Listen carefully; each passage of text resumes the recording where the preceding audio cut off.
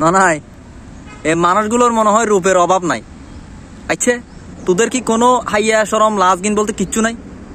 প্রথমে গ্রাম পুলিশ, তারপর রিক্সা, তারপর মেয়েদের আন্দোলনে, তারপর হচ্ছে মন্দির ভাঙ্গাভাঙ্গির কাজে, তারপর হচ্ছে মাথায় টুপি আর পাঞ্জাবি পরে কি জামাতের আন্দোলনে, তারপর বিএনপির আন্দোলনে, তারপর পুলিশ হয়ে কি পুলিশের ড্রেস পরে ওই পোশাকে।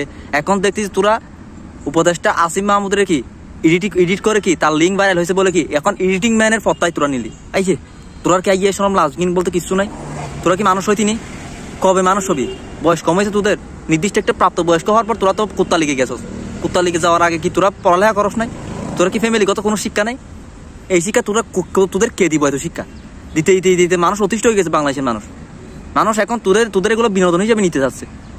হাইদাই কাজটা করে এডিটটাও সুন্দর করে করতে পারলি না।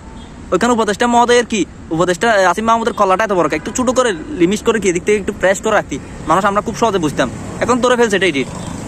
এর পরবর্তী জানাস, কমেন্ট করে জানাই যে এর পরবর্তী কোন রূপে আসবি। আমরা প্রস্তুত থাকিব, তোদের নিয়ে কথা বলার জন্য প্রস্তুত থাকিব। যা তোরা একটু আলোচনায় আসস, সমালোচনায় না। তোদের সমালোচনা, তোরা ভালো মানুষ, তোদের সমালোচনা করা যায় না, তোদের আলোচনাই করতে হবে। সমস্যা নেই, তোদের আলোচনাই করবো। তবে এমন কিছু করিস না যাতে আলোচনাটা সেনাবাহিনীর অফিসে তাদের ক্যাম্পে দুমাইয়া হয়।